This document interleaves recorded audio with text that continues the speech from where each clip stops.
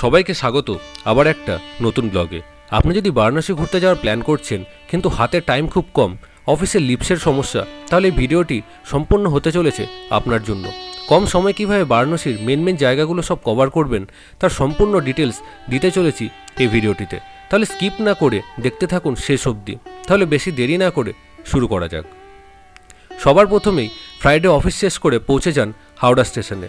সেখান থেকে বিভূতি এক্সপ্রেস ধরে পৌঁছে যান বারাণসী নেক্সট ডে সকালে বারাণসী পৌঁছে চেক ইন করে নিন হোটেলে। চেষ্টা করবেন হোটেল গদুলিয়া চকের কাছাকাছি নেওয়ার। আমি ছিলাম হোটেল সম্রাটে, যেটি একদম প্রাইম লোকেশনে অবস্থিত। আরও অনেক হোটেলস আছে সেখানে।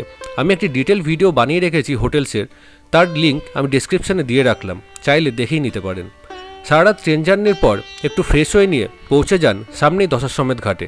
আর অন দি ওয়েতেই কচুরি আর জিলেবি দিয়ে সেরে ফেলুন আপনার ব্রেকফাস্টটা। দশাশ্বমেধ ঘাট ঘুরে এসে হোটেলে লাঞ্চ করে নিয়ে রেস্ট নিয়ে নিন, বিকজ সন্ধ্যেবেলা অনেক কিছু এক্সাইটেড ওয়েট করে আছে আপনার জন্য।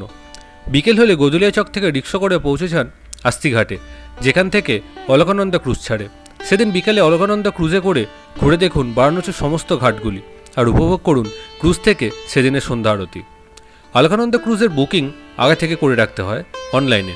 কীভাবে বুকিং করতে হয় তার সমস্ত ডিটেল ভিডিও আমি অলরেডি দিয়ে রেখেছি, তার লিঙ্কটা দিয়ে দিলাম ডেসক্রিপশন বক্সে। ক্রুজ রাইড করে সেদিনের মতো আপনি ডেটা এন্ড করতে পারেন। গদুলিয়া চকে ফিরে এসে ডিনার সেরে ফেললেন এবং তারপর সুন্দর একটা মিঠা বারাণসী পান মুখে দিয়ে ঘুরে আসতে পারেন গঙ্গার ঘাট দিয়ে।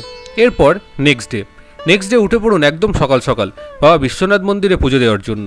লম্বা লাইন, কোনো চিন্তা নেই। সুগম দর্শনের পাস বুক করে পৌঁছে যান কাউন্টারে। আর সুগম দর্শন কীভাবে বুক করতে হয় সেটার ডিটেল ভিডিও অলরেডি বানানো আছে, আর তার লিঙ্কও দিয়ে দিলাম ডেসক্রিপশন বক্সে। সকাল সকাল বাবা বিশ্বনাথ মন্দিরে পুজো দিয়ে এবার পৌঁছে যান কাছেই রামভান্ডারে কাচুরি গলিতে, গরম গরম কাচুরি খেতে আর সেটা দিয়ে ব্রেকফাস্ট করতে। তারপর বেরিয়ে পড়ুন বারাণসীর সাইট সিনিং করতে।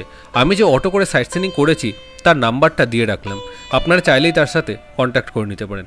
আর বারাণসী সাইট সিনিংয়ে কোন কোন জায়গা কভার করবেন সেটারও একটা ডিটেল ভিডিও অলরেডি আমি ডেসক্রিপশন বক্সে দিয়ে রেখেছি।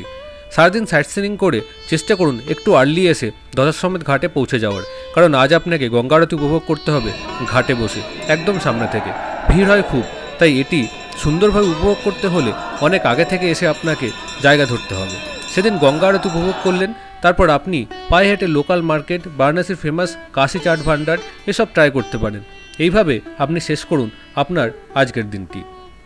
এবার নেক্সট ডে, আর আজকে আপনার বারাণসীতে শেষ দিন। আজও আর্লি মর্নিং ঘুম থেকে উঠে পৌঁছে যান দশাশ্বমেধ ঘাটে। বারাণসী এসে আর্লি মর্নিং গঙ্গাতে হ্যান্ডবোট রাইড করার যে এক্সপিরিয়েন্সটা সেটা সারা জীবন ভোলার মতো না। সো এটা তো মাস্ট ট্রাই। আমি যে বোটে করে ঘুরেছিলাম তার ফোন নাম্বারটা দিয়ে রাখলাম ডেসক্রিপশন বক্সে, চাইলে কন্ট্যাক্ট করে নিতে পারেন। 1-2 ঘন্টা বোট রাইড করে পৌঁছে যান কালভৈরব টেম্পল। বলা হয় কাশী এসে কালভৈরব টেম্পল দর্শন না করলে আপনার দর্শন সম্পূর্ণ হয় না। কালভৈরব টেম্পল থেকে বেরিয়ে আরও একটি মন্দির আছে যেটা অনেকেই জানেন না, সেটি হলো মহামৃত্যুঞ্জয় টেম্পল।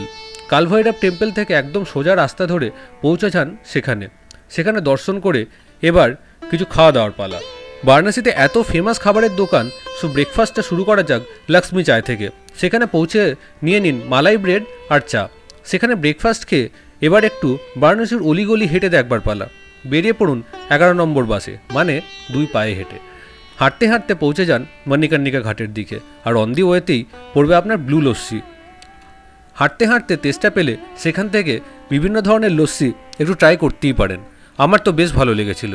আর সেখানে গেলে নিজের ফটো নিয়ে যেতে ভুলবেন না, একটা ফটো ওখানে অ্যাজ এ মেমোরি হিসাবে রেখে আসতেই পারেন। তারপর পৌঁছে যান মণিকর্ণিকা ঘাটে, ঘুরে দেখুন মণিকর্ণিকা, আর ওখানে রত্নেশ্বর মহাদেব টেম্পল দেখতে ভুলবেন না। এরপর আপনি লাঞ্চ সেরে বেরিয়ে পড়তে পারেন বারাণসী রেল স্টেশনের উদ্দেশ্যে, যদি আপনার ট্রেন বিকালে থাকে। আর যদি আপনার ট্রেন রাতে থাকে তাহলে সেদিনও আপনি আরেকবারের মতো সন্ধ্যারতি উপভোগ করে তারপরে পৌঁছাতে পারেন আপনার গন্তব্যস্থলে। আই হোপ আপনারা যদি এইভাবে প্ল্যান করে থাকেন বারাণসী ট্রিপটি, তাহলে অনেক কম সময়ে অনেক কিছু ঘুরে দেখতে পারবেন। সকলকে ধন্যবাদ, অ্যান্ড আই উইশ সবার বারাণসী যাত্রা যেন শুভ হয়।